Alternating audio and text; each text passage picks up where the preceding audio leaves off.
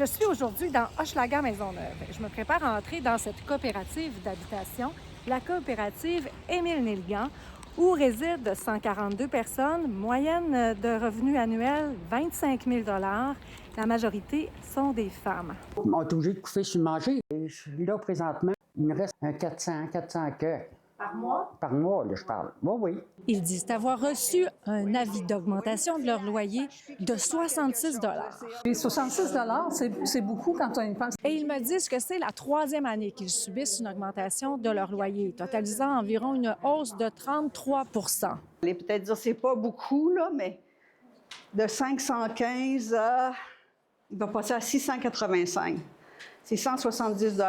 Donc, on a notre pension de vieillesse, de sécurité, régime des rentes qui augmente de 2 ou 3 % On ne suit pas. Il y en a d'autres ici qui mangent pas beaucoup. Moi, ça me fait de la peine. Moi, je me dis, ben voyons donc, tu sais, ça n'a pas tout évolué égal. Tiens, je vais te le dire de cette façon-là. Donc, dans le fond, l'écart se creuse. Oui, c'est ça. Entre ceux qui ont C'est plus ça. d'argent et C'est ceux qui ça. en ont moins. C'est ça. Là, vous le voyez, vous le sentez dans la coopérative. Ceux qui mangent moins, ceux qui... Ben oui. Ils se font dire qu'ils doivent se rapprocher du loyer médian. Quelles sont les obligations des coopératives? Ce n'est pas régi par le tribunal administratif du logement. Au moins 75 % du loyer médian? Oui. Oui, sinon, c'est pas conforme à la Société d'habitation du Québec. Donc, 1095 fois 75 % ces gens-là devraient payer 821 $? Oui. En fait, c'est presque dire que la loi va jeter des gens à la rue, là, littéralement. À un moment donné, si on va chercher encore 200 $, ils ne mangeront plus, ces gens-là.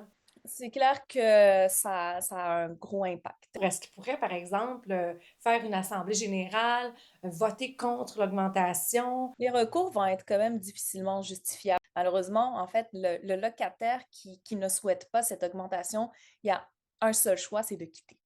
Puis déménager, c'est ridicule de nous dire ça, parce que déménager, ça coûte cher de déménager, puis est-ce qu'on va en trouver un logement? On n'en trouvera pas. La Société d'habitation du Québec nous a répondu que la coopérative respecte effectivement la loi.